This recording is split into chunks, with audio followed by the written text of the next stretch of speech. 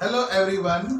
Previous lecture में हमने current और ड्रिफ्ट वेलोसिटी के बारे में पढ़ लिया था और हमने ये भी देख लिया था जो कंडक्टर के अंदर फ्री इलेक्ट्रॉन जिस डायरेक्शन में ड्रिफ्ट होते हैं करंट उसके अपोजिट डायरेक्शन में फ्लो करता है। आज हम डिस्कस करेंगे एक और important concept which is called current density. और आप देखेंगे जो करंट डेंसिटी है वो वेक्टर क्वांटिटी है, जबकि जो करंट था वो वेक्टर नहीं था। तो जो करंट डेंसिटी है वो जब हम डिफाइन करेंगे बेसिकली, तो जो कंडक्टर हम ले रहे हैं, जो कंडक्टर हम कंसीडर कर रहे हैं जिसके अंदर से करंट फ्लो हो रहा है, उसके अंदर किसी पर्टिकुलर पॉइंट पे हम करंट डेंसिटी डिफाइन करते हैं। तो उस पर्टिकुलर पॉइंट के आसपास हम एक स्मॉल एरिया चूज कर लेंगे और जो करंट है उस एरिया के परपेंडिकुलर डायरेक्शन से जाना चाहिए। तो हम करंट डेंसिटी डिफाइन करते हैं। यदि करंट उस जो पर्टिकुलर एरिया हम ले रहे हैं करंट डेंसिटी को डिफाइन करने के लिए, यदि करंट उस एरिया के हर एक पॉइंट पर सेम हो, उस एरिया के परपेंडिकुलर डायरेक्शन में हो, तो हम करंट डेंसिटी उस पॉइंट को डिफाइन करते हैं करंट पर यूनिट एरिया।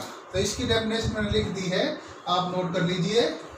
और ये वेक्टर क्वांटिटी है, इसका डायरेक्शन उसी डायरेक्शन में होता है जिस डायरेक्शन में करंट फ्लो करता है। तो सपोज एक पर्टिकुलर एग्जांपल लेते हैं। मान लेते हैं ये करंट फ्लो कर रहा है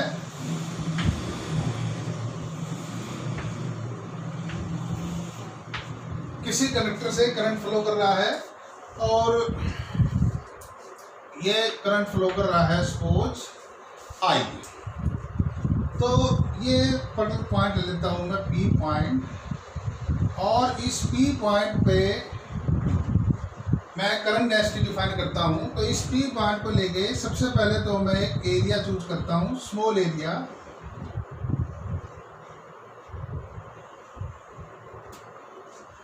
स्मॉल एरिया ले लिया, और ये जो स्मॉल एरिया है इस एरिया से जो करंट पास कर रहा है सपोज वो करंट है delta I. Delta I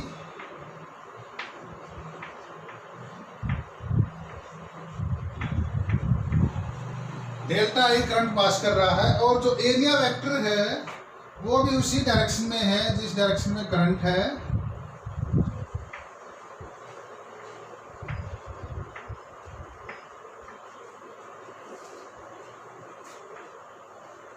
suppose ये जो मैंने स्मॉल एरिया वेक्टर लिया है, ये स्मॉल एरिया है डेल्टा ए। तो ये डेल्टा ए इसकी मैग्नीट्यूड है, ये डायरेक्शन।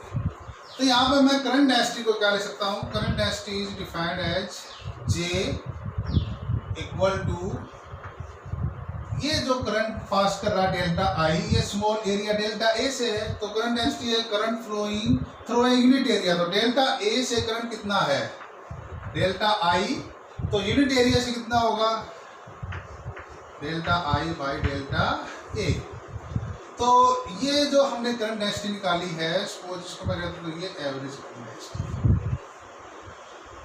अब जो एरिया है यदि इसमें मैं लिमिट लगा दूं, तो जो इंस्टेंटेनियस जो करंट डेंसिटी है उस स्मॉल पर्टिकुलर एरिया से डेल्टा टी को यदि हम स्मॉल कर दें, तो जो करंट डेंसिटी स्मॉल एरिया से बिल्कुल, जो एरिया बहुत ही स्मॉल है, तो उसको हम लिख सकते हैं जे, और limit delta A tends to 0 delta I by delta A. तो इसको मैं लिख सकता हूँ जे को, जे इज इक्वल टू, तो ये डेरिवेटिव हो गया D I divided by D A.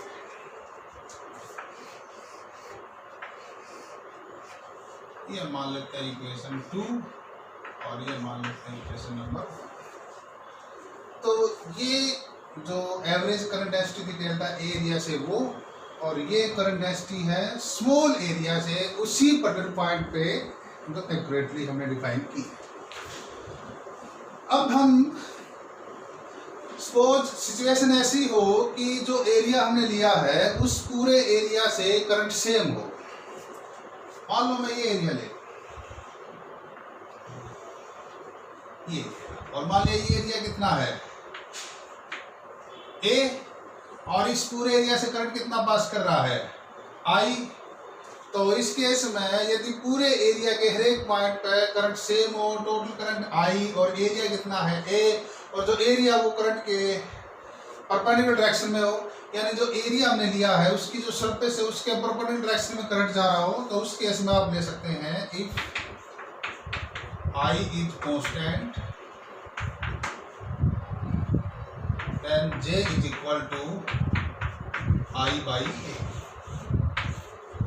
तो ये फार्मूला आप यूज कर सकते हैं जब करंट एरिया के हर एक पॉइंट पे कांस्टेंट हो। सपोज जो एरिया है वो करंट के परपेंडिकुलर डायरेक्शन में न हो, एरिया की जब मैं बात कर रहा हूँ तो मेरा मतलब है जो सरफेस एरिया से रिलेटेड है वो, हालांकि जो एरिया वेक्टर है वो करंट के सेम डायरेक्शन में हो, तो आप ऐसे भी कह सकते हैं। सपोज ये दूसरा केस में लूं,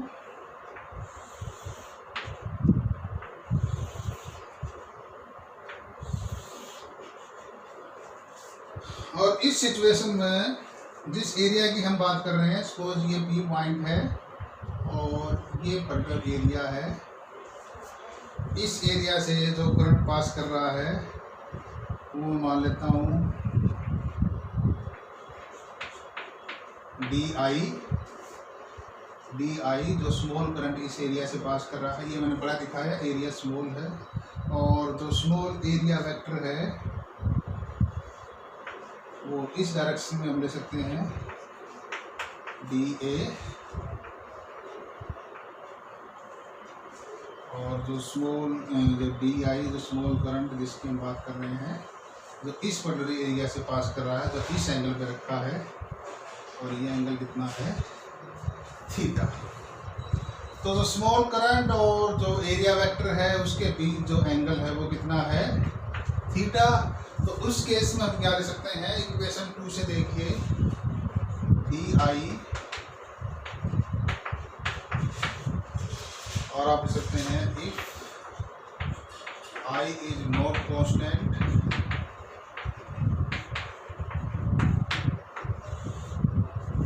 या कुछ एंगल पे हो, कांस्टेंट भी ना हो, कुछ एंगल पे भी हो, तो यहाँ से आप लिख सकते हैं D I is equal to J D ए।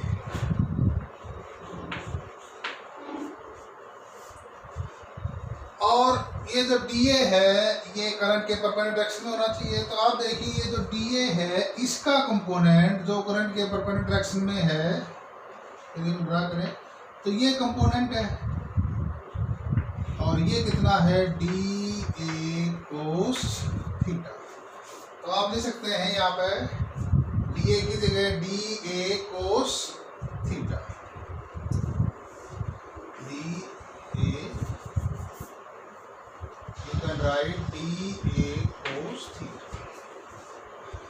तो अब देखिए जो करंट है वो वेक्टर क्वांटिटी है, जो डी ए है ये भी वेक्टर क्वांटिटी है। तो आप लिख सकते हैं D I is equal to J dot D, और आपको टोटल करंट निकालना है तो आप इसका इंटीग्रेशन कर देंगे, तो डी आई का इंटीग्रेशन हो जाएगा आई, और यहाँ पर आप इंटीग्रेशन करेंगे जे डॉट डी। तो ये जनरल फार्मूला है जिसमें आप करंट डेंसिटी से करंट कैलकुलेट कर सकते हैं। और जो करंट डेंसिटी है वो वेक्टर क्वांटिटी है। आप देख सकते हैं करंट डेंसिटी एरिया वेक्टर है। तो आप देखिए जैसे आप एरिया को चेंज करेंगे, सपोज ये एरिया, ये जो एरिया हमने लिया है, ये जो पर्टिकुलर एरिया लिया है, जो फ्लैट एरिया है, इस एरिया को जैसे मैं रोटेट करूँगा तो इससे करंट ज़्यादा पास करेगा। तो करंट पर यूनिट एरिया वो किस पर डिपेंड कर रहा है, एंगल पर डिपेंड करता है, एरिया के डायरेक्शन पर डिपेंड कर रहा है। सो करंट डेंसिटी जो है वो एक वेक्टर क्वांटिटी है। और आप यहाँ से भी देख सकते हैं करंट जब आपने निकाला करंट डेंसिटी और इससे, तो ये जो प्रोडक्ट आई है जे डी ए कोस थीटा, तो इसमें जे भी वेक्टर है और डी ए भी वेक्टर, क्योंकि डी ए वेक्टर क्वांटिटी तो जे भी वेक्टर क्वांटिटी होगी, तो तभी आप इसको ऐसे लिख सकते हैं। So current density is a vector quantity, it depends on the direction of area vector eight A point. उस पर्टिकुलर पॉइंट पे जिस एरिया से आप निकाल रहे हैं करंट पर यूनिट एरिया, जिस एरिया को लेकर आप कैलकुलेट कर रहे हैं, वो एरिया आपने किस डायरेक्शन में लिया है वो इस पे डिपेंड करता है। इसकी यूनिट क्या होगी?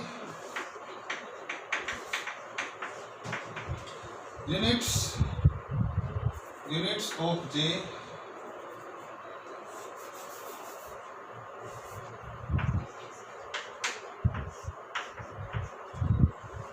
Unit current per unit area, तो ये हो गया एम्पियर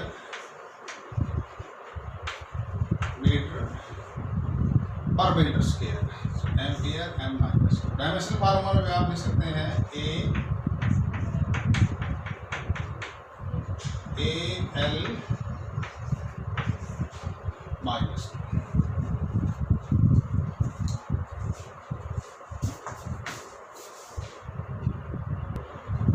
एक और टर्म डिफाइन करते हैं मोबिलिटी। मोबिलिटी को हम डिफाइन करते हैं drift velocity per unit electric field. Suppose आपने एक्सियल इलेक्ट्रिक फील्ड अप्लाई कर दी कंडक्टर के अक्रॉस, पोटेंशियल डिफरेंस अप्लाई कर दिया तो कंडक्टर में एक्सियल इलेक्ट्रिक फील्ड आ जाएगी। जिसकी वजह से इलेक्ट्रॉन वो ड्रिफ्ट होंगे, तो मान लिया उनकी ड्रिफ्ट वेलोसिटी है। और ज़रूरी नहीं है सपोज जो इलेक्ट्रॉन है उसकी बजाय पॉजिटिव चार्ज या कोई और चार्ज ड्रिफ्ट हो, तो यहाँ पर आप एक ही जगह क्या लिख सकते हैं क्यू, तो ये उसकी drift velocity. So drift velocity magnitude of drift velocity per unit electric field is defined as mobility. तो ड्रिफ्ट वेलोसिटी की वैल्यू आप रख दें यहाँ पे, तो Q E tau by M, tau is relaxation time, E से E cancel, so drift velocity Q tau by M. यदि यहाँ पे इलेक्ट्रॉन है तो ई आ जाएगा मास ऑफ इलेक्ट्रॉन, और कोई दूसरा चार्ज पार्टिकल है तो वहाँ पे क्यू जो उस चार्ज की value divided by its mass. इसकी यूनिट इसकी क्या होती है? ड्रिफ्ट वेलोसिटी की यूनिट हमें पता है,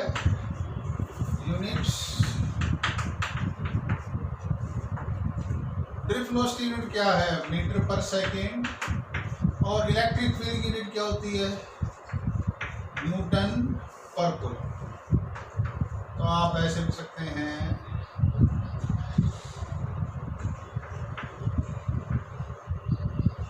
पर न्यूटन कूलम मीटर पर सेकेंड। एक और यूनिट होती है इलेक्ट्रिक फील्ड की, ड्रिफ्ट वेलोसिटी जो है मीटर पर सेकेंड, और इलेक्ट्रिक फील्ड की होती है वोल्ट पर मीटर। तो आप ऐसे भी सकते हैं मीटर स्क्वायर पर सेकेंड पर वोल्ट। तो ये यूनिट भी है और ये ज़्यादातर इस पे क्वेश्चन पूछ ले जाते हैं, यूनिट पूछ ली जाती है, आपको कोई भी ऑप्शन दे दिया जाएगा तो आपसे पूछ ली जाएगा what is the unit of mobility. So this is unit of mobility. यदि ये ऑप्शन है दिस इज आल्सो करेक्ट।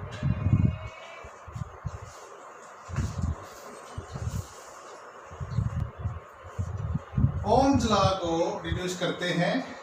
वैसे ओम्स लॉ आप 10th क्लास में भी पढ़ चुके हैं। V is equal to I R, V is potential difference applied across the end of conductor, I is current flowing through the conductor and R is its resistance. तो उसी Ohm's law को हम दूसरे वे से डिफाइन करते हैं, बिल्कुल basic method से। We know relation between current and drift velocity is given by I is equal to NEA VD. A is area of cross section, VD is drift velocity, E charge on electron, N number of electron per unit volume, N is number of free electrons per unit volume. VD is drift velocity, A is what is a area of cross section,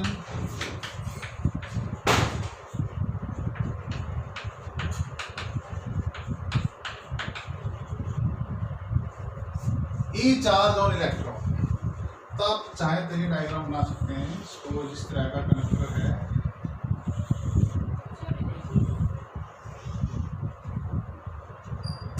connector की length मान लेते हैं L है, area of cross section है A, electric field apply कर दी, suppose इस and को कर दिया नेगेटिव चार्ज, इसको कर दिया पॉजिटिव चार्ज, तो जो करंट है वो इस डायरेक्शन में फ्लो कर रहा है और जो ड्रिफ्ट वेलोसिटी है इलेक्ट्रॉन की वो इस डायरेक्शन में।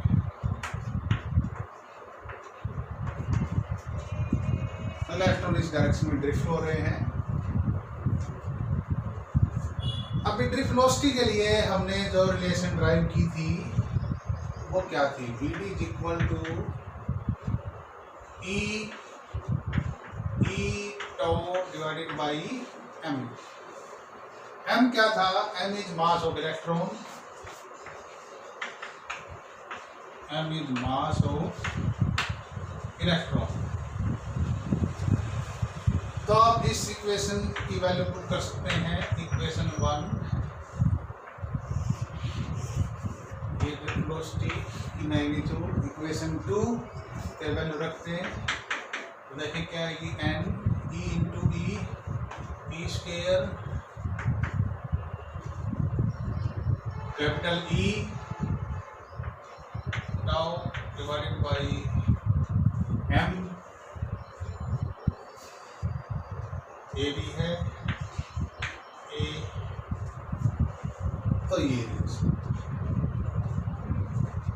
एंड वी आल्सो नो, क्योंकि इलेक्ट्रिक फील्ड कंडक्टर के अंदर एक पॉइंट पे सेम है, लेंथ L है, पोटेंशियल डिफरेंस जो आपने अप्लाई की है, सपोज इस पर पोटेंशियल 0 मान लूँ तो V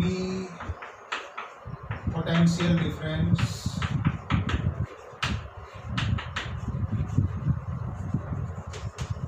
V is potential difference applied across the end of conductor.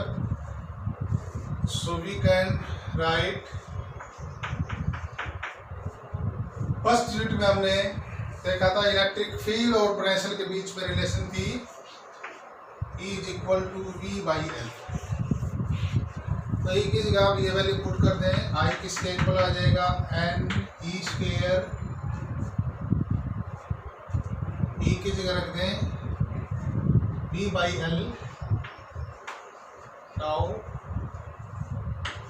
Divided by M, और ये हो गया V divided by L into A। तो ये रिलेशन आ गई।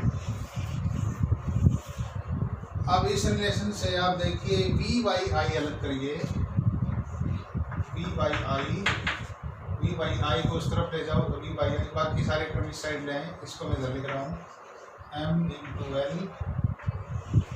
Divided by n E square tau, और यहाँ पे हो जाएगा A।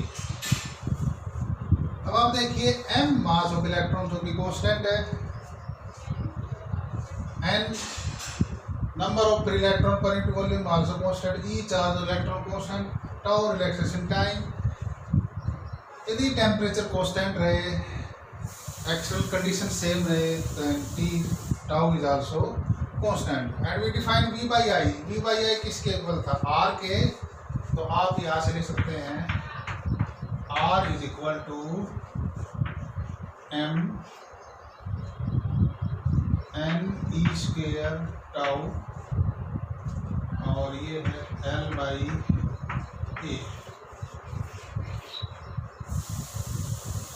देखिए ये टर्म कांस्टेंट है, इसको हम एक नाम दे सकते हैं, और यहाँ से आ जाएगा R is equal to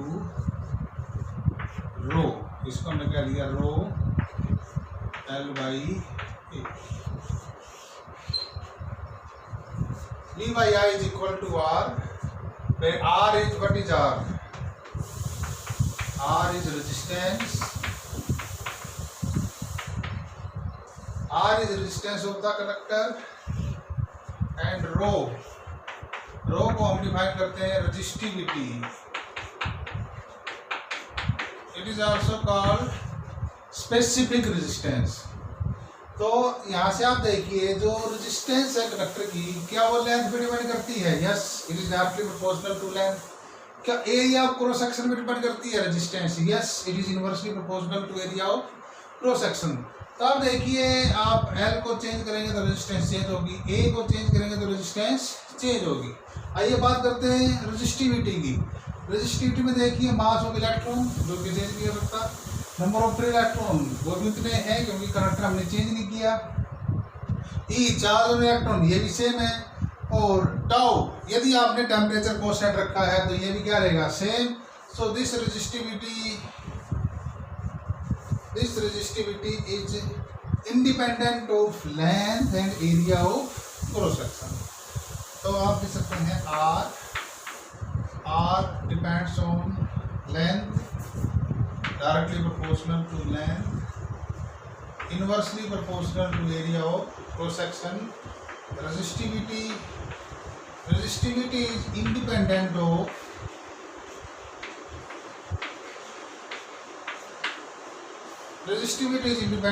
of length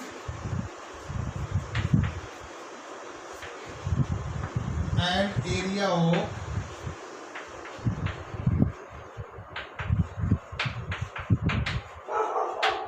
cross section।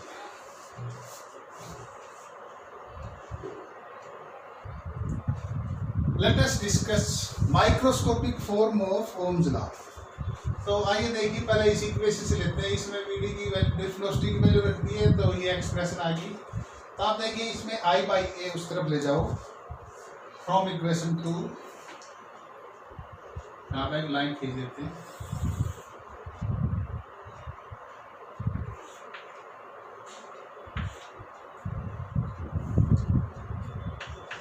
From equation 2 से देखिए एरिया को उस तरफ ले जाओ तो ये हो जाएगी I/A equal to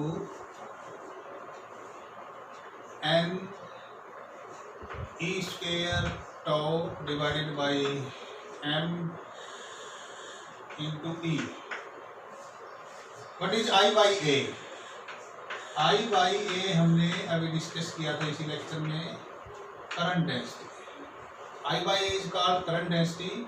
what is M/N E square tau? आप देखिए अभी डिस्कस किया है M/N E square tau, this is resistivity. तो आप इसको उल्टा कर दें तो हो जाएगा 1/ρ फ्रॉम इक्वेशन 3, उसको उल्टा कर दें 1/ρ is equal to N E square tau divided by M। तो ये इक्वेशन कौन सी है? इक्वेशन 3। और इसको आप कह लो ये होगी इक्वेशन 4। तो ये वैल्यू आप रख दीजिए, I/A की जगह रख देते हैं J, तो इसकी जगह 1/ρ और ये हो जाएगा E। तो आ जाएगी microscopic form of Ohm's law. और 1/ρ को हम कहते हैं sigma. 1/ρ is equal to sigma. Inverse of resistivity is called conductivity. It is called conductivity. तो आप यहाँ पे कंडक्टिविटी को भी डिफाइन कर सकते हैं। It is defined as the reciprocal of resistivity. तो आप इस इक्वेशन से लिखते हैं J is equal to sigma E, और डायरेक्शन जिस डायरेक्शन में J है उसी डायरेक्शन में इलेक्ट्रिक फील्ड है। इसको कहते हैं microscopic form of Ohm's law. This is microscopic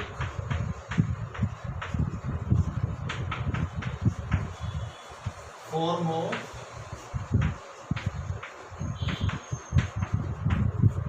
ohms. कई बार ये क्वेश्चन पूछ लिया जाता है, right microscopic form of Ohm's law. J is equal to sigma E या J is equal to 1/ρ into E। तो आप इसको ऐसे लिख सकते हैं सिंपल है, आप जो इक्वेशन 2 है इसमें वैल्यू पुट करते हैं रेजिस्टिविटी की और करंट डेंसिटी की। तो आपने देखा जो मेन जो एक रिलेशन हमने ड्राइव की वो इस इक्वेशन से पॉसिबल हुई। तो आप इस इक्वेशन को याद रखिए, this is the relation between current and drift velocity.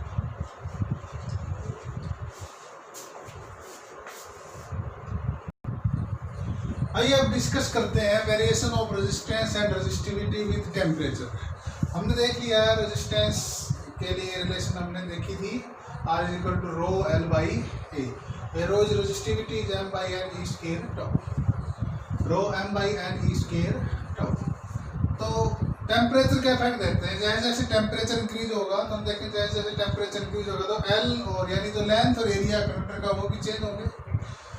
अब L और A में जो चेंज है वो इतना स्मॉल है कि हम इसको नेग्लेक्ट कर सकते हैं with respect to temperature.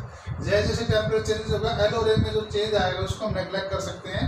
And we can say that M mass ये कांस्टेंट है, चार्ज ये भी कांस्टेंट है, and number of free electron per unit volume तो वो भी जो मेटल या कंडक्टर है उसमें उतने ही रहते हैं, तो उसमें भी कोई चेंज नहीं आता। So we can write R is directly proportional to 1/2. R is inversely proportional to tau, where tau is relaxation time. अच्छा आप देखिए रेजिस्टिविटी में तो L और L बाई ए फैक्टर वैसे ही नहीं है, तो दिस इज रेजिस्टिविटी। तो रेजिस्टिविटी भी जैसे जैसे टेम्परेचर आप चेंज करेंगे so it is inversely proportional to 1/tau relaxation time. ये हम बात कर रहे हैं किसकी, मेटल की। हालांकि जब हम बात करेंगे दूसरे डिवाइसेस की लाइक सेमीकंडक्टर तो उस केस में n फैक्टर भी शामिल होते हैं। तो आप देखिए जैसे जैसे टेम्परेचर आप इंक्रीज करेंगे, टेम्परेचर इंक्रीज होने से क्या होगा, जो एटम्स और आयंस जो प्रेजेंट है उस मेटल्स के अंदर उनकी जो काइनेटिक एनर्जी है वो इंक्रीज हो जाएगी और वो ज़्यादा एम्पलीट्यूड से वाइब्रेट करेंगे। और जब उनकी वाइब्रेशन की एम्पलीट्यूड बढ़ जाएगी तो जो कोलिजन है, जो कोलिजन पहले देर से हो रहे थे वो कोलिजन जल्दी होंगे, यानी कि जो कोलिजन है उसकी संख्या बढ़ जाएगी। सो नंबर ऑफ कोलिजन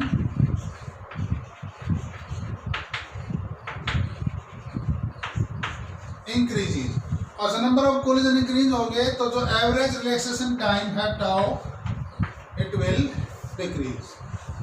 तो एवरेज रिलैक्सेशन टाइम डिक्रीज होने से क्या होगा, जो रेजिस्टिविटी है वो इंक्रीज हो जाएगी और रेजिस्टेंस है वो भी इंक्रीज हो जाए। So we can write R as well as rho both are increased। और जो टेम्परेचर पे डिपेंडेंस है उसके लिए हम एक रिलेशन भी लिख सकते हैं, although it is derived experimentally। So it is seen that resistivity at temperature T is equal to resistivity at temperature T 0 degree Celsius into 1 plus alpha. Alpha is temperature coefficient of resistivity into 1 T minus T0। So this is relation। ये resistivity है T temperature पे, ये resistivity है T0 temperature पे। Alpha is temperature coefficient of resistivity, T जो temperature increase हुआ है, T0 जो पहले टेम्परेचर। तो हमने देखा जो टेम्परेचर डिपेंडेंस रेजिस्टिविटी का वही किसका है, रेजिस्टेंस का है। तो इसलिए आप रेजिस्टेंस के लिए भी इक्वेशन लिख सकते हैं, resistance at temperature T is equal to resistance at temperature 0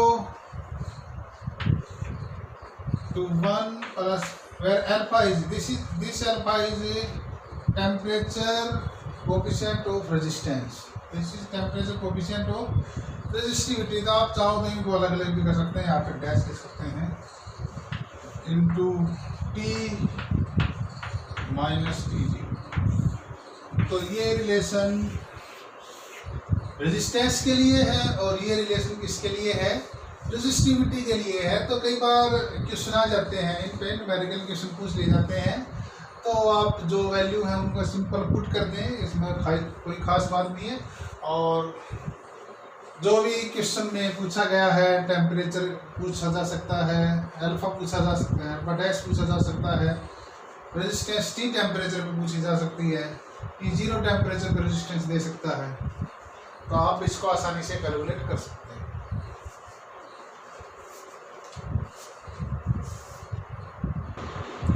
यदि हम सेमीकंडक्टर की बात करें तो रेजिस्टिविटी के लिए ये एक्सप्रेशन है, rho is equal to m by n e square tau.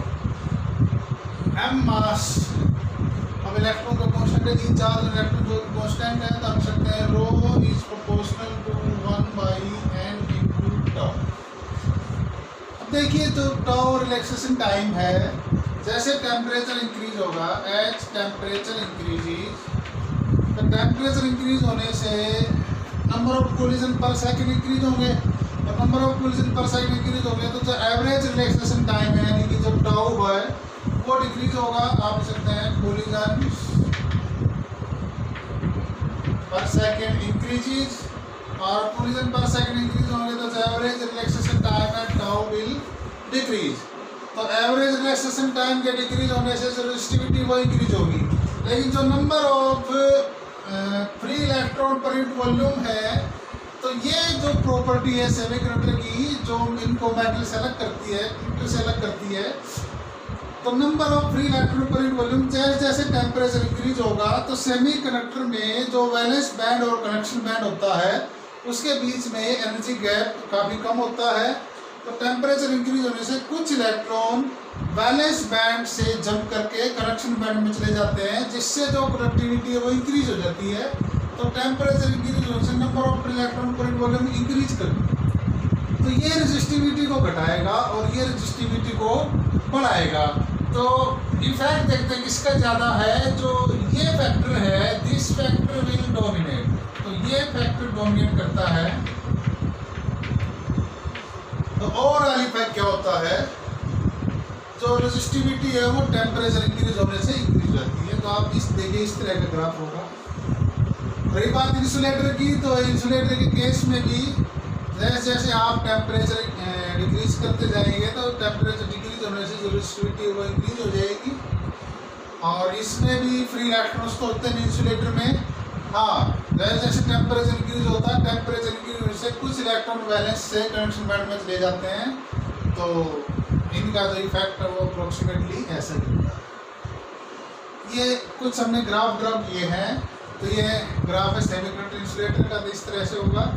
Alloys की बात करें तो अलॉय होते हैं मैग्नेनियम और निक्रोम, इनका जो टेम्परेचर कोफिशिएंट है अल्फा वो काफ़ी कम होता है। तो जैसे जैसे टेम्परेचर इंक्रीज होता है इनकी जो रेजिस्टिविटी ऑलमोस्ट कांस्टेंट रहती है। इसलिए जो ज़्यादातर एक्सपेरिमेंट होते हैं इलेक्ट्रिसिटी के, पोटेंशियोमीटर और व्हीटस्टोन ब्रिज वाले जो एक्सपेरिमेंट है, उसमें हम जो अलॉय जो वायर लेते हैं नल पॉइंट ऑब्टेन करने के लिए, तो वो वायर होती है मैग्नीशियम या निक्रोम की, क्योंकि इनका जो टेम्परेचर कोफिशिएंट है वो काफ़ी कम होता है, और टेम्परेचर कम ज़्यादा होने से उस वायर की जो रेजिस्टिविटी है वो चेंज नहीं होती। ये जो हमने डिस्कस कर लिया पहले मेटल के केस में, ये ग्राफ था, जैसे जैसे टेम्परेचर की और रेजिस्टिविटी इंक्रीज होगी। हाँ, ये एक स्पेशल केस है सुपर कंडक्टिंग मेटल का। कुछ ऐसे खास किस्म के मेटल होते हैं कि जब हम टेम्परेचर डिक्रीज करते जाते हैं, तो टेम्परेचर डिक्रीज होने से उनकी जो रेजिस्टिविटी है वो डिक्रीज होती जाती है, और एक पर्टिकुलर टेम्परेचर पे, मैंने एग्जाम्पल लिया मरकरी का, तो 4 या 4.3 कुछ इस टाइप का टेम्परेचर है केल्विन में। तो आप ये समझ लें 4 kelvin minus 269 degree Celsius, 273 degree Celsius होता है, 273 केल्विन होता है 0 डिग्री सेल्सियस। तो 4 केल्विन पे जो मरकरी है वो सुपर कंडक्टर की तरह बिहेव करता है, और इसकी जो रेजिस्टिविटी है, दिस इज रेजिस्टिविटी, ये रेजिस्टिविटी एकदम से 0 हो जाती है। ये टेम्परेचर है यूनियन में। तो आप ये चारों ग्राफ ड्रा कर लीजिए और ये भी नोट कर लीजिए।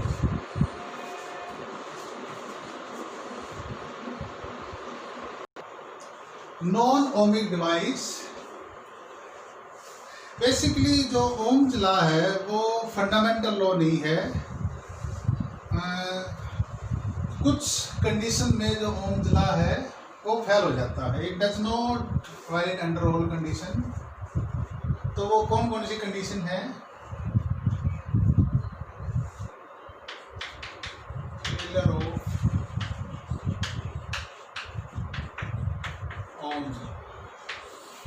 जैसे आप पोटेंशियल डिफरेंस इंक्रीज करेंगे तो उस पर्टिकुलर केस में क्या होगा? ओम्स लॉ का जब हम ग्राफ ड्रा करते हैं, सपोज मैं इधर ले लूँ पोटेंशियल डिफरेंस और इधर ले लूँ करंट, तो जो ग्राफ है बी और आई के बीच में वो हाई वोल्टेज पे स्ट्रेट लाइन से डेविएट होना स्टार्ट हो जाता है। तो ये जो स्ट्रेट लाइन से जो डेविएशन होना स्टार्ट होता है, ये यहाँ पे ओम्स लॉ फेल होना स्टार्ट हो गया, because V by I is not linear at high potential differences. High temperature पे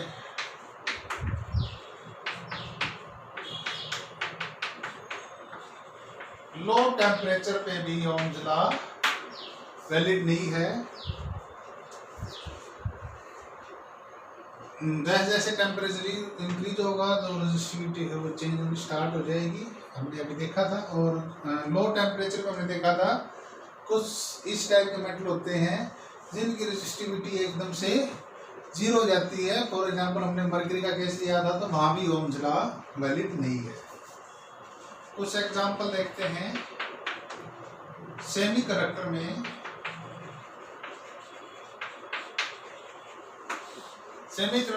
जब हम ग्राफ प्लॉट करेंगे, सपोज मैं इधर ले लूँ पोटेंशियल डिफरेंस और इधर ले लूँ करंट, तो जो ग्राफ है वो देखिए स्टार्टिंग में 0.7 वोल्ट तक करंट आएगा ही नहीं, उसके बाद करंट बढ़ना स्टार्ट होगा। तो आप देखिए it is not valid, ohms law is not valid है। और ये तो सेमीकंडक्टर केस में इस तरह का ग्राफ आता है वोल्टेज और करंट के बीच में, तो यहाँ पे ओम्स लॉ वैलिड नहीं है। एक और मेटल होता है गैलियम आर्सेनाइड, इसका जब हम ग्राफ प्लॉट करते हैं बी और आई के बीच में, इसका इस तरह का कुछ ग्राफ आता है। तो here also Ohm's law is not valid.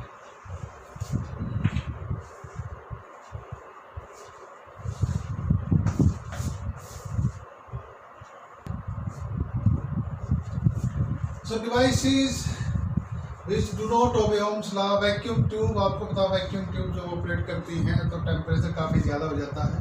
Semi conductor devices जिसमें ट्रांजिस्टर भी आ जाते हैं, तो इसमें V और I के बीच में जो रिलेशन है वो स्ट्रेट लाइन नहीं होती। ओम्स लॉ की जब हम बात करते हैं तो ओम्स लॉ क्या कहता है? V is equal to I R, तो V is proportional to I। तो जब आप बी और आई के बीच में ग्राफ ड्रा करते हैं तो ऐसे आता है स्ट्रेट लाइन, तो ऐसे स्ट्रेट लाइन आता है, तो दैट इज ओम्स लॉ। तो हमने देखा semiconductor, super conductor, vacuum tube, ये ऐसे डिवाइसेस है इसमें वी और आई के बीच में जो रिलेशन है वो स्ट्रेट लाइन में नहीं रहती, so they do not obey Ohm's law. तो कंडीशन कौन कौन सी जहाँ पे ओम्स लॉ फेल हो जाता है, ये कंडीशन, और ये डिवाइसेस जो ओम्स लॉ को ओबे नहीं करते।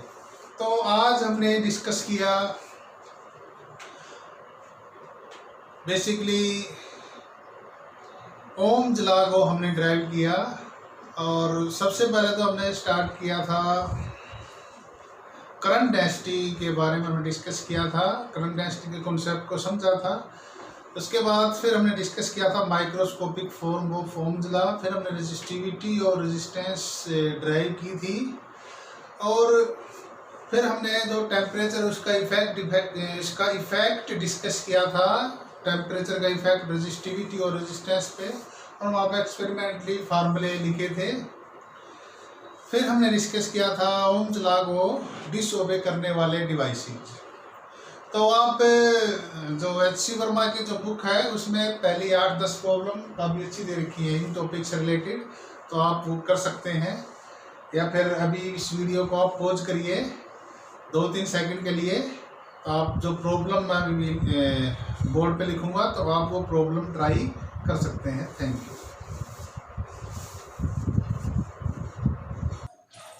वीडियो को पॉज करें और ये 4 प्रॉब्लम है जो अभी तक आपको पढ़ाया है। तो यदि आप